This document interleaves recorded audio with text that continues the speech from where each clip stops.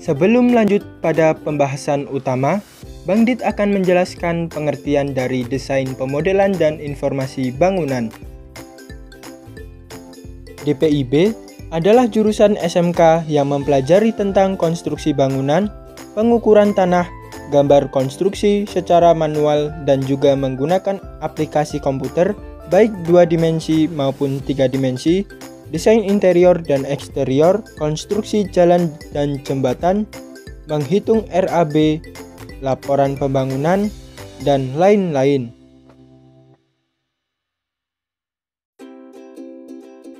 Sekolah menengah kejuruan atau SMK pada dasarnya diperuntukkan bagi kaum muda yang ingin segera bekerja setelah lulus sekolah.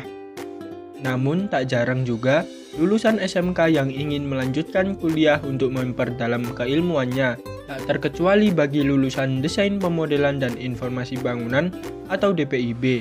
Jurusan kuliah untuk jurusan SMK DPIB tentu yang masih berhubungan dengan dunia perancangan dan konstruksi.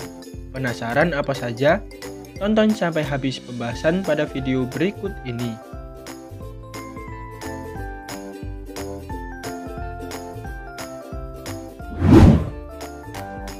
1. Teknik sipil. Program studi teknik sipil mempelajari proses merancang, membangun, serta merenovasi tidak hanya bangunan gedung, tapi juga infrastruktur jalan, jembatan, bendungan, dan infrastruktur lainnya. Mempelajari ilmu teknik sipil, kamu akan memahami unsur-unsur bangunan seperti beton, baja, aspal, dan lain-lain. Kamu juga akan memahami bagaimana perancangan struktur bangunan yang kuat, layak, dan efisien. Di jurusan teknik sipil, kamu juga akan mempelajari dasar rancangan arsitektur. Teknik sipil punya peran yang sangat penting terhadap kehidupan manusia. Ilmunya berkembang sejalan dengan kebutuhan dan pergerakan manusia. Kemajuan teknologi transportasi akan berpengaruh pada pembangunan infrastruktur seperti perluasan jalan, pembangunan jalan tol, underpass, flyover, dan lain-lain. Perubahan lingkungan pun akan berpengaruh terhadap pembangunan. Unsur cuaca, iklim, struktur tanah, dan gempa bumi menjadi pertimbangan penting dalam pembangunan gedung dan infrastruktur. Karena itu, para profesional di bidang teknik sipil haruslah cermat dan teliti. Prospek kerja jurusan teknik sipil antara lain arsitek, insinyur teknik sipil, pengawas konstruksi dan bangunan, dan masih banyak lagi yang lainnya. 2. Desain interior. Program studi desain interior mempelajari tentang perancangan tata letak dalam ruangan baik rumah, perkantoran, mall, hotel, layout display gerai, rumah, perkantoran, mall, hotel, bahkan tata panggung pertunjukan. Perancangan dan penataan tata letak dalam ruangan ini bertujuan untuk memaksimalkan penggunaan dan fungsi ruangan dan memberikan rasa nyaman dengan memaksimalkan space ruangan yang ada dan memperindah estetika ruangan. Tentu saja dengan mempertimbangkan aspek-aspek sosial psikologis manusia serta budget yang dimiliki. Keindahan bangunan tidak hanya dilihat dari arsitektur penampakan luarnya saja. Interior ruangan juga memberikan pengaruh yang sangat signifikan. Dengan mempelajari desain interior, kamu bisa menciptakan suasana ruangan yang nyaman. Jadi, mahasiswa desain interior artinya kamu harus memiliki pengetahuan di bidang seni, psikologi, hingga ekonomi, sosial, dan politik.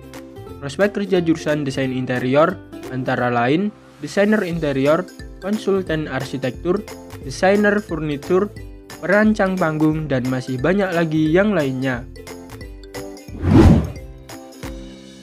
3. Teknik perencanaan wilayah dan kota. Teknik perencanaan wilayah dan kota atau biasa dikenal dengan planologi adalah sebuah program studi yang mempelajari dasar-dasar perencanaan, morfologi kota, perpetaan, struktur tanah, transportasi, serta desain. Selain ilmu-ilmu mengenai keteknikan, juga dipelajari ilmu sosial ekonomi perkotaan. Berbeda dengan jurusan arsitektur landscape yang lebih mengutamakan sisi keindahan dan estetika lokasi, teknik perencanaan wilayah dan kota lebih mempertimbangkan aspek sosial, ekonomi, dan politik dalam pembangunan. Lulusan sarjana teknik planologi yang biasa disebut sebagai planner nantinya akan memiliki kompetensi untuk melakukan perencanaan sebuah kota, menentukan tata guna lahan, sistem transportasi, serta mengatur aktivitas-aktivitas yang ada di dalamnya. Seorang planner harus menguasai semua aspek tersebut untuk dapat melakukan perencanaan yang baik sesuai dengan karakteristik wilayah yang ada. Jika kalian suka dengan game seperti SimCity, tentu kalian akan cocok masuk di jurusan ini.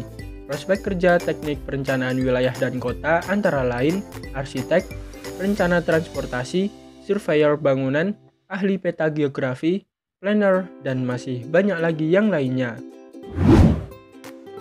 4. Arsitektur. Arsitektur merupakan salah satu jurusan yang cukup populer di Indonesia. Para mahasiswa di program studi arsitektur mempelajari desain dan rancangan konstruksi bangunan. Arsitektur lebih cenderung menuangkan ide, konsep, dan desain di atas kertas, sedangkan realisasi pembangunannya akan dikerjakan oleh teknik sipil. Dalam mendalami arsitektur, para mahasiswa harus mempelajari kekuatan bangunan, estetika, atau keindahan bangunan, dan fungsi bangunan. Jurusan arsitektur bisa menjadi pilihan yang tepat bagi kamu yang punya ketertarikan pada desain dan rancang bangunan. Untuk menjadi mahasiswa arsitektur, kamu paling tidak punya ketertarikan pada matematika, menggambar, seni, humaniora, sains, dan teknologi. Prospek kerja jurusan arsitektur antara lain menjadi arsitek, pengawas proyek, desainer interior, drafter arsitektur, dan masih banyak lagi yang lainnya. 5. Arsitektur landscape. Serupa dengan ilmu arsitektur, program studi arsitektur landscape juga mempelajari tentang perencanaan, rancangan konstruksi, namun dalam ruang lingkup outdoor dengan skala yang lebih besar. Seorang arsitek landscape dituntut untuk dapat memanfaatkan dan mengelola lahan-lahan luas terbuka menjadi area yang fungsional dengan memperhatikan aspek estetika dan ekologi.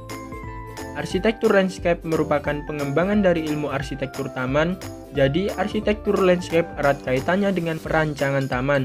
Berbeda dengan ilmu arsitektur, elemen desain yang utama di arsitektur landscape adalah tanaman. Bentuk karya dari arsitektur landscape seperti taman kota, taman hiburan, cagar alam, gelanggang olahraga, hingga komplek perumahan. Prospek kerja jurusan arsitektur landscape antara lain menjadi arsitek, konsultan arsitektur, ahli teknik lingkungan, arsitek landscape, dan masih banyak lagi yang lainnya. 6. Pendidikan teknik bangunan. Sesuai namanya, program studi pendidikan teknik bangunan, kamu akan mempelajari kembali apa yang kamu pelajari di SMK. Namun, di program studi ini para lulusannya dipersiapkan untuk menjadi tenaga pendidikan atau guru di sekolah menengah kejuruan di jurusan teknik bangunan, termasuk jurusan desain pemodelan dan informasi bangunan ini. Nah, sekian pembahasan pada video kali ini. Sebenarnya, 6 jurusan ini tidak wajib untuk kalian lulusan DPIB. Masih banyak jurusan kuliah yang dapat kalian ambil sesuai minat. Namun, 6 jurusan inilah yang paling relevan untuk jurusan DPIB.